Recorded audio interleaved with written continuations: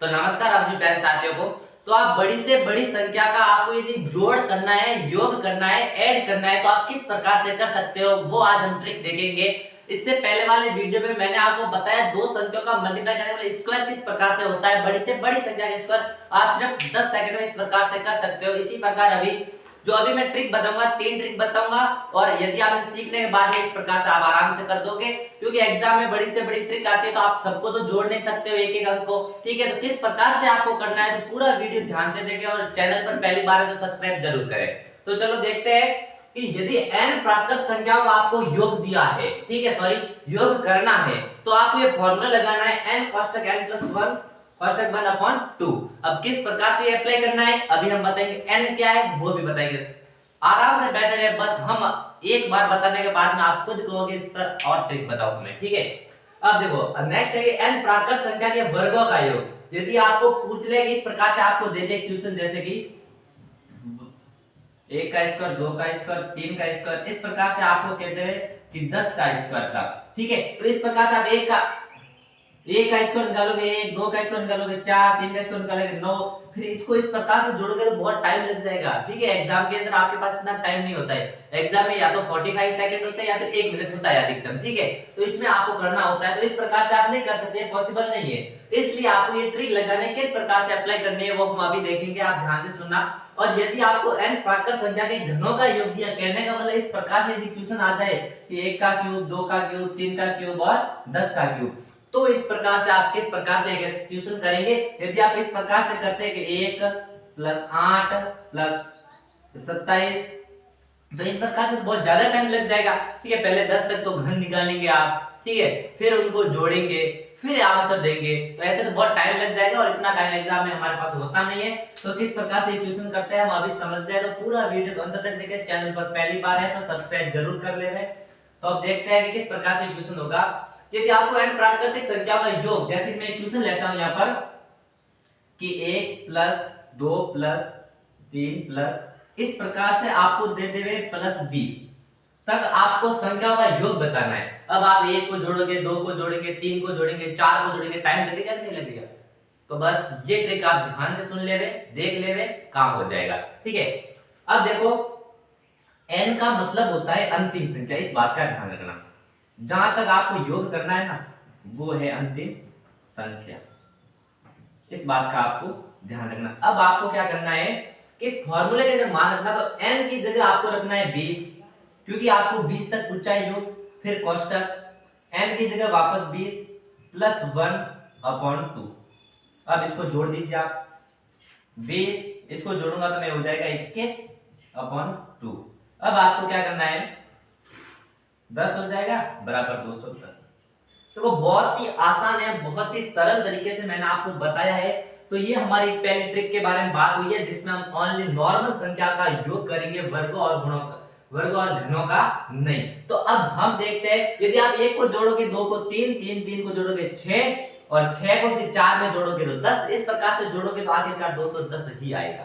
ठीक है, आप ये ट्राई कर सकते हो आराम से। अब नेक्स्ट है हमारा, सॉरी, यदि आपको दे देवे कि n प्राकृत संख्याओं के वर्गों का योग, इस प्रकार से आपको संख्या दे दी 1 का स्क्वायर + 2 का स्क्वायर + 3 का स्क्वायर + 4 का स्क्वायर, इस प्रकार से आपको दे दी +10 का स्क्वायर, 20 का स्क्वायर, 30 का स्क्वायर, जितना भी दे कोई टेंशन नहीं, आराम से हो जाएंगे। ठीक है, तो अब आपको क्या करना है, n की जगह मतलब लास्ट संख्या कितनी है, 10 है, इसको साथ में नहीं रखना, इस बात का ध्यान रखना। तो आप n की जगह 10 रख लीजिए, फिर n + 1 तो 10 + 1 रख लीजिए, फिर है 2n + 1 तो 2n की जगह 10 + 1। ठीक है, फिर अपॉन में 2 को सीधा ही आप काट सकते हो। ठीक है, अब इसका क्या आएगा मल्टीप्लाई में कि 5 × 11 और मल्टीप्लाई b, देखो 20 इधर हो रहा है और 21 हो जाएगा इधर। ठीक है, अब इसका आपको मल्टीप्लाई करना है। क्या करोगे आप कि 21 का, या फिर आप ऐसे कर लो कि 5 का ऐसे करोगे 55 × 21, 21 पंजे 105 हो जाएगा, 5 हो जाएगा, 10 यहाँ पर रह जाएगा, तो 21 पंजे 105 और 105 और 10 115। इस प्रकार से आपके वर्गों का योग 1155 आ जाएगा और आप आसानी से ये कर सकते हो।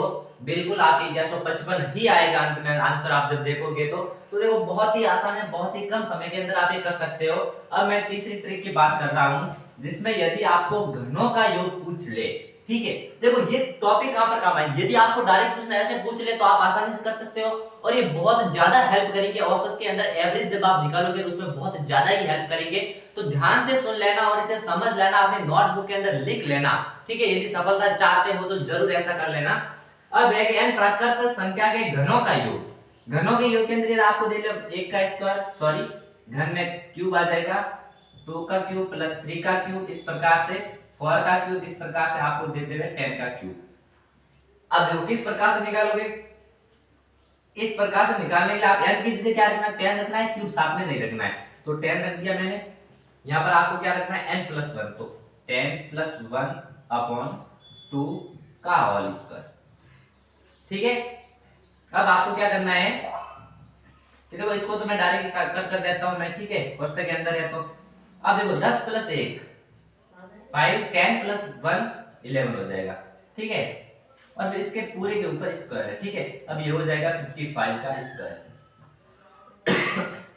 अब देखो अब 55 का स्क्वायर सर कैसे करेंगे, नो टेंशन, मैंने आपको इसके जस्ट पहले वाले वीडियो में जब 8 ट्रिक बताई थी वर्ग की, कहने का मतलब दो संख्याओं का वर्ग आप किस प्रकार से कर सकते हो, चाहे 5 हो किसी संख्या के पीछे और चाहे 5 ना हो, फिर भी वो ट्रिक बताई थी, तो उसको वीडियो में जाकर के जरूर देखें, मैं डिस्क्रिप्शन बॉक्स के अंदर इसकी लिंक दे दूंगा, आप उस पर क्लिक करके जरूर वो वीडियो देख लेना क्योंकि वो बहुत ही महत्वपूर्ण ट्रिक्स थी उसमें, ठीक है। तो इसमें मैं आप देख सकते हो कि 5 का स्क्वायर कर लो 25 और 5 के जस्ट आगे संख्या 6 होती है, 6 से इसका मल्टीप्लाई करोगे तो 30, तो देखो इस प्रकार से ये इसका मल्टीप्लाई हो जाएगा। तो ये मैंने आपको ट्रिक बताई कि जब प्राकृत संख्या को आपको योग दिया है, जब n प्राकृत संख्या के वर्गों का योग दिया है और जब n प्राकृत संख्या के घनों का योग दिया है, तो आप इस प्रकार से आसानी से बिल्कुल 1 या 2 मिनट के अंदर आप आसानी, 1 मिनट से कम समय लगेगा जब आप ये सीख लोगे तब, ठीक है। सीखने में आपको 1 से 2 मिनट लग सकते हैं, ठीक है। तो यदि आप चैनल पर पहली बार है तो जरूर सब्सक्राइब करें और लाइक करना बिल्कुल ना भूलें। तब तक के लिए आप सभी को धन्यवाद।